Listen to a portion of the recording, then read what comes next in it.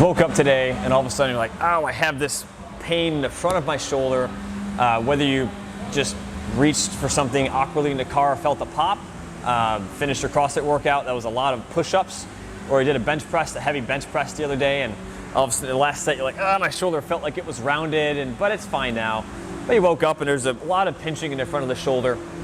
Most likely what it is your biceps tendon that's getting impinged in the front here. So when this comes up, it's very, very exposed, where if there's anything going on with the shoulder, that biceps gets pinched, and it commonly causes pain in the front and a pinching sensation in the front.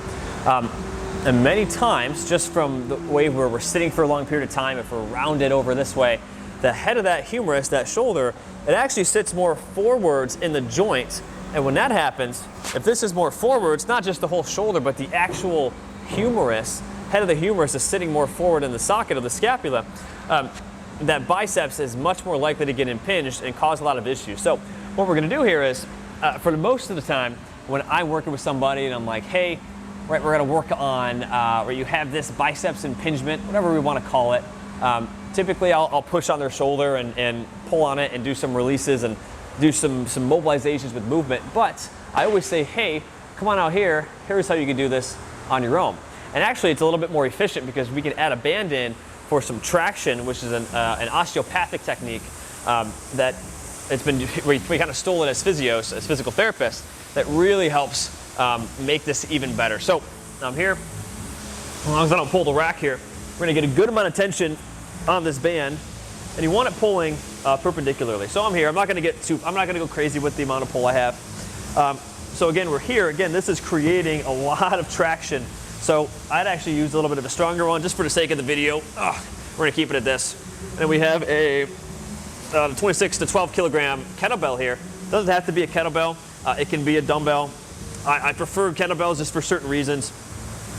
I like the way the force is distributed here, but in this case, it doesn't really matter too much.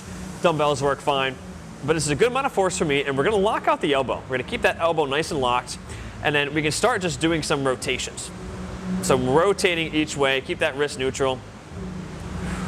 And the whole goal here is not just rotating through the shoulder, but actually stabilizing that scapula in as well. Not as much of the goal of this exercise, but really working on the weight of this kettlebell. It's gonna push my shoulder, it's gonna try and shear it back into place, and push that head of the humerus, basically push the shoulder, the arm bone here, straight down and loosen up that joint.